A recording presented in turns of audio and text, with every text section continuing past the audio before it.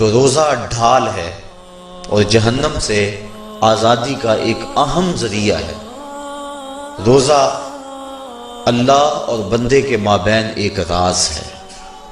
روزہ نور ہے، ضیاء اور روشنی ہے، اور آقا کریم صلی اللہ علیہ وآلہ وسلم نے روزے کی فضیلت بیان کرتے ہوئے ارشاد فرمایا کہ ہر شے کی کوئی زکوٰۃ ہوتی ہے، انسان کے جسم کی زکوٰۃ روزہ ہے۔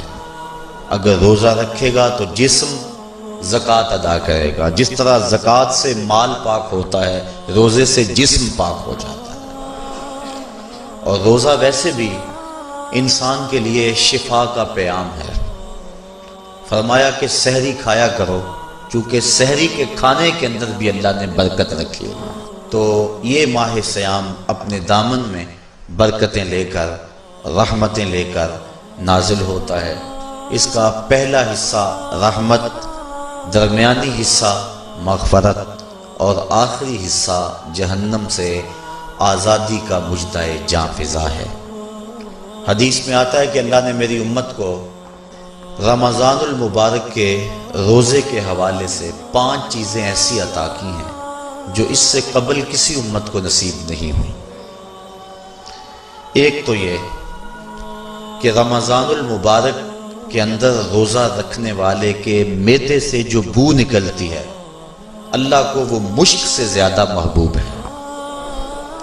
دوسری بات کہ جب ماہ سیام آتا ہے تو شیاطین کو جکڑ دیا جاتا ہے۔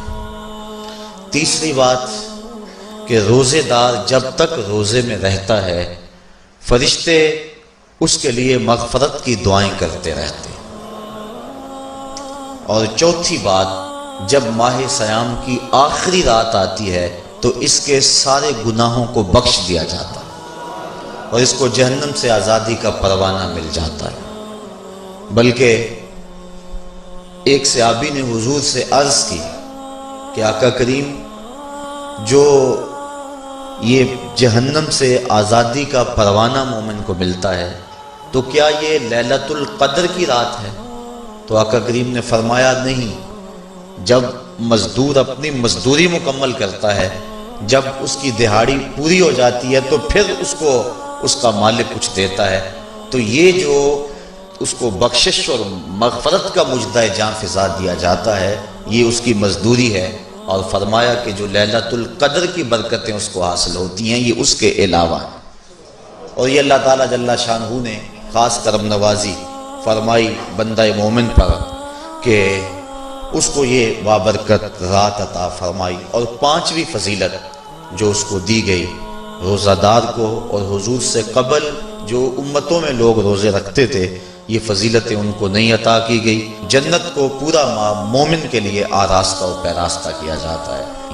حضرت ابو ہریرہ رضی اللہ تعالی عنہ سے ایک روایت مروی ہے جس کو امام بخاری اور امام مسلم نے روایت کیا کہ آقا کریم علیہ السلام نے ارشاد فرمایا، قال اللہ عز وجل، اللہ جل شانہ ارشاد فرماتا ہے، کل عمل ابن آدم لہو، ابن آدم کا ہر عمل اسی کے لیے ہے، الا الصوم فإنہ لی، ہاں مگر روزہ ہے جو وہ میرے لیے رکھتا ہے، وأنا اجزی بہ، اور اس کی جزا میں اسے دوں گا، والصیام جنۃ، اور سیام روزہ ڈھال ہے، فإذا کان یوم صوم احدکم فلا یرفث ولا یصخب، فإن صابہ احد او قاتلہ فلیقل انی صائم انی صائم، والذی نفس محمد بیدہ لخلوف فم الصائم اطیب عند اللہ من ریح المسک، للصائم فرحتان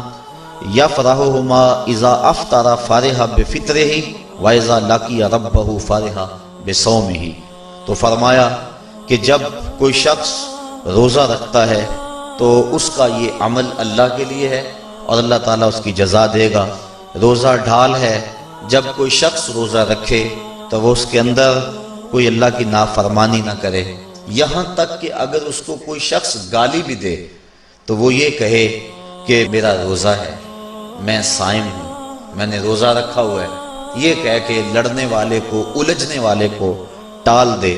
حضور نے ارشاد فرمایا مجھے قسم ہے اس رب کی جس کے قبضے میں محمد کی جان ہے کہ روزہ دار کے معدے سے جو بو نکلتی ہے اللہ کو وہ مسک یعنی کستوری کی خوشبو سے زیادہ محبوب ہے۔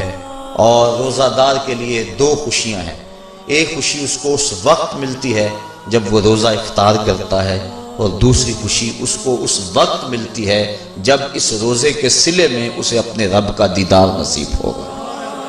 یہ بات ذہن میں رکھیں کہ اس دنیا پر سب سے بڑی دولت جو حضرت انسان کو دی گئی ہے وہ دولت ایمان ہے، اور قیامت کے دن سب سے بڑی دولت جو اہل ایمان کو دی جائے گی وہ اللہ تعالیٰ کا دیدار ہوگا۔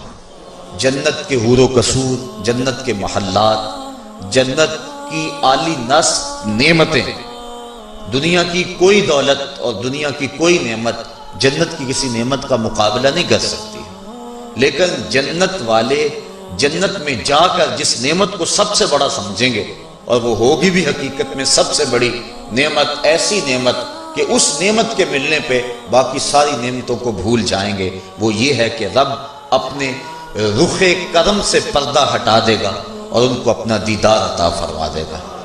تو یہ سب سے بڑی دولت جو مومن کو آخرت میں نصیب ہوگی یہ روزے کے صلے میں نصیب ہوگی۔ یہ روزے کا وہ ثمر ہے، یہ روزے کا وہ پھل ہے جو اللہ اہل ایمان کو قیامت کے دن عطا فرمائے گا۔